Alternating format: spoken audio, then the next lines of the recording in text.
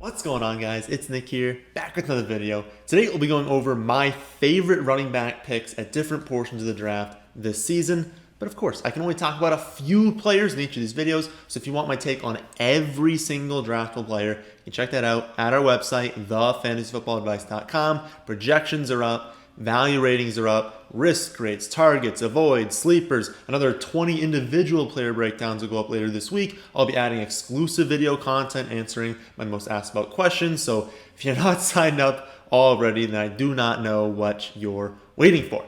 So, we're going to talk about my favorite picks in a second, but first, have to start things off as usual with stat of the day. Today's stat, out of Cooper, Lamb, and Gallup, so of course Amari Cooper, CeeDee Lamb, Michael Gallup, which wide receiver saw the biggest PPR points per game drop after Dak missed? So only including games that Dak did not play for any of the game, who saw the biggest percent decrease in their production between Amari Cooper, CeeDee Lamb, and Michael Gallup? Okay, so which running backs am I targeting the most aggressively? We will start off with our boy Cam Akers.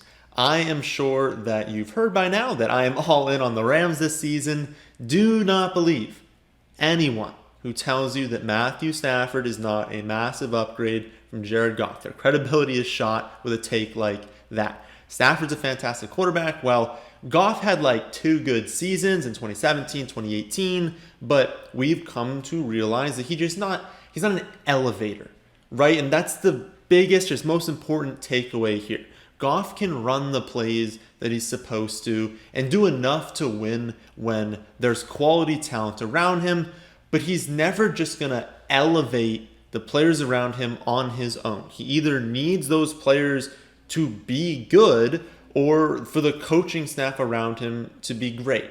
Stafford, on the other hand, can elevate an offense. He can do well despite bad coaching, not because of good coaching. Now, why is this important to understand in regards to Akers? I believe this season the Rams will have one of the best records in the NFL through a combination of an elite offense and an elite defense. And there's a chance that they go something like 13-4, remember, 17 games now. And this is all just like a dream for Akers. When you're thinking about the perfect game script for wide receiver, you actually want a bad defense since you want the offense to be forced into shootouts, right? But for running backs, you want them to be on high-scoring offenses, obviously, that leads to touchdowns, but also have elite defenses. That leads to more games where you get ahead quickly. The other teams can't really catch up, and so you're running the ball at a much higher percentage in the second half. And of course, you want that offense to be good to go along with, like I said, plenty of touchdown chances to get you to that point. So it's not just, oh, we're ahead, but it's like 13-10. It's we're ahead 30-10, and we've scored a bunch of touchdowns along the way, and now you're just feeding into that production with rushing yards. Now, I don't want to compare Cam Akers to Derrick Henry, right? This is not the comparison, okay? But just to like say the point a little bit more, the easiest way to understand what I'm saying is to think about Derrick Henry. When he goes off, a lot of times, not all the time, but a good chunk of the games that he goes off is when the Titans can get up really early, and the second half they're just feeding him. Every single play, it's just Derrick Henry, and he's busting off these long runs, he's getting the touchdowns, he's approaching like 30 carries. Those are the games you're looking for Derrick Henry. You're not as much looking for them to get down early and have to throw the ball to catch up, right? You want them to be winning, you want the other team to try and catch up, but for the Titans to stay ahead for most of the game. That's what I'm talking about with Akers. I think that game scripts are going to be so much like that this season that every single game we're looking in the fourth quarter and it's just Akers for 5, Akers for 7, Akers for 10, and he's just consistently getting these touches. And if we look at last season, we kind of see that. He wasn't like fully unlocked until late in the year, but starting in week 13, his touch counts were 22, 31, 16, 25, 30, 19. Any running back of any skill set getting that sort of volume is a running back one, right? And for the crowd that, points to his lack of receiving work, he averaged 14.7 half PPR points per game to close out last season despite 2.3 targets per game. But last season, only 2 teams had fewer running back receptions than the Rams, despite it being something that McVay had implemented a lot in the past. So we have a clear featured back who was still productive in fantasy on very little receiving game work, wasn't running many routes, wasn't getting targets. But we expect them to use him more in the receiving game this efficient. We expect the offense to be more efficient. We expect the defense to remain elite, leading to a ton of positive game scripts. Akers is an incredibly safe pick. Remember, we always love safety in the first 4 rounds because those players are also, the best players for upside, right? Like, I don't care about getting a super safe player that has no upside, but Akers could easily be a top 3 pick next season. He could easily be the number 1 overall running back in fantasy. I don't want to say easily, but you can easily see the path. He could be the number 1 overall running back in fantasy football this season. He could be taken as a top 3 running back next season, and he's safe. Worst case scenario is he's probably still returning like low end first round, I guess late first round to high second round value. That is probably like worst case scenario for Akers, assuming he doesn't get hurt. But since we could say that for everyone, we throw injuries out of the way, Akers is going to dominate. He's going to have an incredible season, so I would try and get him whenever you can. Next up, another guy fits a lot of those same categories, Najee Harris. The number 1 complaint people have with Harris is the offensive line. So I want to talk about that right away. Yes, the Steelers' offensive line was bad last season, and yes, I expect it to be bad, potentially worse this year. But offensive line rankings are way too overblown in fantasy circles. Like, it's obviously worth mentioning if you've got a dominant offensive line like Dallas a few years ago, right? We were talking about, well, we love Zeke. I don't remember, what was it, like 2 or 3 years ago? We just knew they were going to have by far like the best offensive line in all of football. It's like, okay, when something like that happens, sure, talk about it because it just reduces risk a ton, captures upside a ton. Like, you don't even have to be that good if you're running behind an elite offensive line. But for the most part, for most circumstances, people use it as an excuse to love or hate a player when it's such a small part of the equation.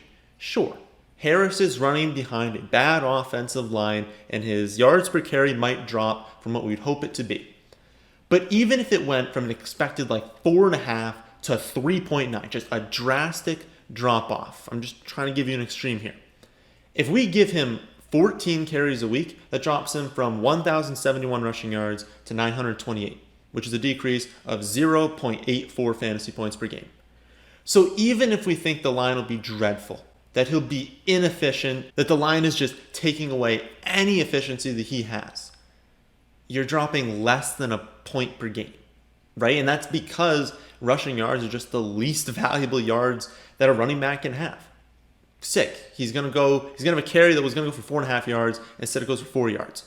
It doesn't really affect you all that much in fantasy. You want the touchdowns, you want the receptions. You don't care that much that he's getting like a fewer rushing yards per game. It's why Dalvin Cook, Myles Gaskin, Austin Eckler all ran behind a bottom 7 offensive line last season, but they still did great in fantasy when they were on the field. Harris is going to be the featured running back in Pittsburgh, and he's going to get all of the goal line work. He's going to be heavily involved in the receiving game. I don't think people realize how many targets he's going to have. And plus, this isn't some scrub. Like, if it'd be one thing if we were talking about him saying, like, oh, but we don't actually know if he's all that good. Like, he'll probably get all this work, but maybe he's not very good. No, he was fantastic in college, both on the ground and in the receiving game. He has just a dominant athletic profile. He's a slam dunk pick, and he can really only bust through injury. You heard me say it with Cam Akers. Those are the guys that go after. To where the floor, if they're having a super inefficient season, getting super unlucky with touchdowns, is probably they get enough volume to still return value, still be usable. But the ceiling on these guys is crazy high, and so absolutely, he's on the board. You're looking to target him late first round, early second round. Possibly these two can be available in like the middle or late second round, but I doubt it. I really think that the hype on these guys should push them into the first round. I think you might be able to get them in the second round. but they're definitely not going to go in the first 5 picks, first 6 picks. So you're still going to have a lot of different opportunities to get them. One thing I want to mention before we go over the final running backs in this video is that I'm skipping over the middle rounds here. So I guess spoiler alert, the next name on this list is going to be Tony Pollard. And since I'm going in order of ADP, that's a massive jump, right? From like effectively what I think should be the first round up until I believe Pollard goes around the 9th round. Kind of depends on like where you're drafting, but in that like 9th, 10th round range. It's a big jump. But this video is about must-own running backs. And in general, I haven't been taking running backs in the middle rounds. Most of them have a ton of concern, and the opportunity cost is massive. I love the upside of Chase, Mike Davis, Gaskin. I think I've made a video featuring those 3. Ton of upside if they hit. But I'm not going to sit here and say that I'm confident they're going to be good. I mean, all of those guys could just completely bust. And I'm certainly not going to say I prefer them over guys like Chris Godwin, Deontay Johnson, Kyler Murray, Josh Allen, Brandon Ayuk. Of course not. I'd way rather take those guys than these fringe running backs that we really don't know how good they're going to be. The talent that you need to pass on by taking a middle round running back is absolutely insane. So if they're so uncertain, well, why would I add them to a must-own running back video? Like I added them to like highest upside picks in the middle rounds. Well, yeah, I have to find some guys in the middle rounds, and those guys have the highest picks. But this video is about the running backs I want to get on my team the most. And there's no one in the middle rounds that I'm aggressively trying to get on my team. There are guys that if I go wide receiver heavy, I grab tight ends and quarterbacks early, that I'm comfortable, but no one I'm going out of my way to target. The middle round is just loaded with talent that if you miss on running back, you're at a significant disadvantage because so many other teams were taking players that we're very confident will go off. Like I kind of alluded to a second ago, though, the one reason I'd be targeting that range for running back is if I went RB0.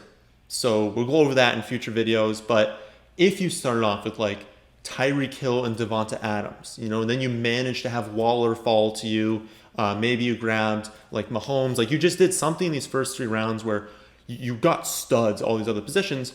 Well, now when you get into the 4th and the 5th round, it's like, okay, now it's worth taking a shot on these running backs because if they hit, I mean, you could have a phenomenal team. So if you really want mid-range running backs, I guess I'll link it in the description of this video when I talked about some of the guys with the highest upside.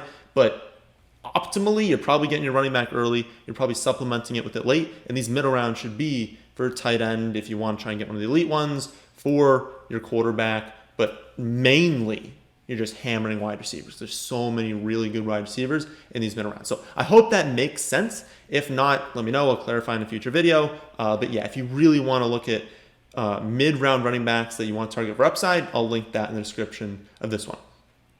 But on to Tony Pollard. Now, of course, Tony Pollard is the backup to Ezekiel Elliott, and he's honestly been very, very productive when he's been given the chance. The issue is Zeke is very clearly still going to work ahead of him, right? Like there is no scenario where Tony Pollard is your running back 2 on a championship team and Zeke is like healthy. Like Pollard just replaced Ezekiel Elliott. He's now operating as a lead back. That is not going to happen. You need to understand that. But Pollard works on the exact same logic of like Latavius Murray these last few seasons. We know he's the backup, right? And so we know if Zeke goes down, Pollard steps in and is a running back 1. Just like with Latavius, we've known every single time Kamara has missed time and they have Latavius back there, we know Latavius is going to be a running back 1. Now maybe he has a dud week, like not every backup that's going to be a running back 1 ranking wise ends up that way. You need to score a touchdown. But the hit rate on Latavius Murray when Alvin Kamara misses time, it's pretty darn good. And it's going to be the same thing with Tony Pollard. Whenever Zeke misses time, the hit rate on Tony Pollard each week is going to be very, very high. And I talk a lot about not wanting some of these handcuffs, not wanting some of these backups, because we have no idea how they're going to operate when the lead back goes down. But we can be pretty confident saying it'll be a committee, right? Not in Dallas. So that's one thing I want to mention is that if you draft Zeke, I am comfortable also drafting Tony Pollard. I mentioned never wanting handcuffs, but since we know Pollard would be used as the featured back and would be a running back 1, you're giving up a 1st round pick and a 9th round pick to secure running back 1.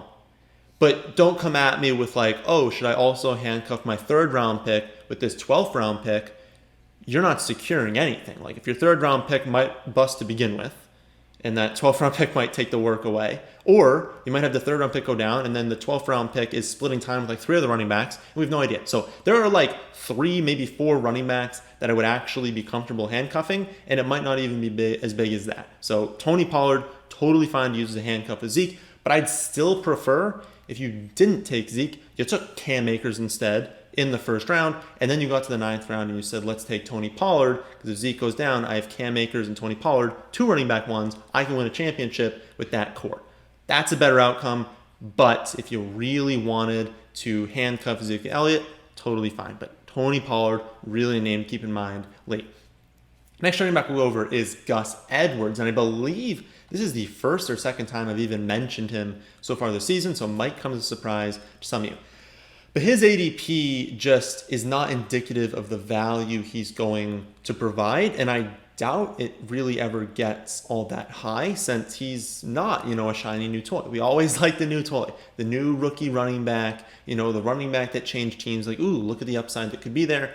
Gus is on the same team he's been on for these past 3 seasons, and he's done basically the exact same. I think he has between 711 and 723 rushing yards in all 3 seasons. Like, that is wild to be within 12 rushing yards every single year. But regardless, he's been really good. And the Ravens have consistently shown that they are never going to go to just one running back unless they suffer like mass injuries. Like, of course, if Gus gets hurt and then Justice Hill gets hurt, it's like, well, yeah, we should assume Dobbins is going to be like a feature back, right?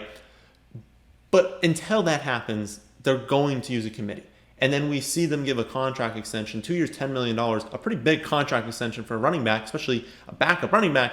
We know for a fact they're going to use Gus Edwards. And it's not like he's a scrub. Right? Like, he has averaged over 5 yards per carry for his career. I want to say it's like 5.2. In every single season, he's had at least 5 yards per carry. Only 3 running backs have done that since 2008. Jamal Charles, Nick Chubb, and Gus Edwards. And for the people who are like, yeah, but like those 2 are good and he's only getting there because of the offensive system, who cares, right? Like, it's going to be the same system. So maybe if he was changing teams, I'd be like, oh, we'll pump the brake on Gus. We don't know if it was just the system making him that good. The system is the same. It's still going to be there. So he's still going to be good. He's still going to be very efficient. I mean, look at last season from week 8 on, and that's kind of after Mark Ingram wasn't a thing anymore, right? Like, he got hurt. He was just not involved in the offense. Week 8 on, Gus averaged 50 rushing yards, 13 receiving yards per game, scored 5 touchdowns. Like, he's not setting the world on fire, but that's 9.6 fantasy points per game. That's like running back 3 production.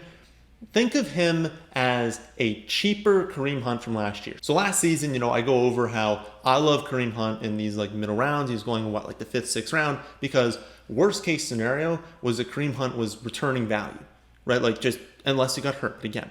We don't talk about injuries in worst case scenario. Everyone can get hurt. Worst case scenario when he stays healthy is that Kareem Hunt is returning value where he was going. But if Nick Chubb went down, he's running back 1. Now, Chubb misses a month last season. Kareem Hunt averages 18.75 touches per game in those weeks. I don't believe he ended up as a running back 1 during that time, but things are random, right? Like I talked about with Latavius. It's like, he's still ranked as a running back 1. He still was a running back 1 value-wise because he was getting 19 touches per game. That's running back 1 volume. Just happened to not be scoring touchdowns. That's just randomness. Guys just aren't going to score touchdowns over stretches. But it all came true, right? Like, Kareem Hunt was returning value. Chubb goes down. He's a running back 1. Imagine if Dobbins got hurt. It is the exact same thing with Gus. Gus is going to return value where he's going in like the 9th or 10th round. People are paying to play, but realistically, if you're trying to draft on like Yahoo, ESPN, NFL, I can guarantee you that he's going to be going later than where he's going in best ball formats right now. But even in best ball formats, he's returning value. There's no way that he doesn't return that value where he's going, which is in like that 9th, 10th, 11th round range. But what if Dobbins got hurt? Now he steps in as the lead back, not the feature back. He's not going to be a feature back, but he steps in as the lead back. He's getting even more touches, and he's probably producing just like Dobbins does. Dobbins goes in the 3rd round, right? Like, so I just think that for the upside you're capturing this late in the draft, and for virtually 0 risk, it's totally worth the shot. Because if you really had to, you're in a pinch in week 5, you've got 2 injuries, you've got bye weeks, and you had to start Gus Edwards as your running back 2, I wouldn't be afraid to do that because he's still going to get volume this season and he's going to be fine. He's not going to set the world on fire like I was saying, but he's going to be fine. And he's got that upside always if Dobbins goes down. So, those are my must-own running backs as of early to mid-June. I will, of course, update you. I'll do another version of this video in probably 2 months sometime in August, but I'm sure you're going to want updates before that. So just make sure you're keeping up to date with my latest rankings, projections, values, targets, avoids, exclusive video content, all of that on our website, thefantasyfootballadvice.com. That's the end of this one. Hope you all enjoy. If you did, then how about hitting that like button? And how about subscribing to the channel if you're new here? Thanks for watching.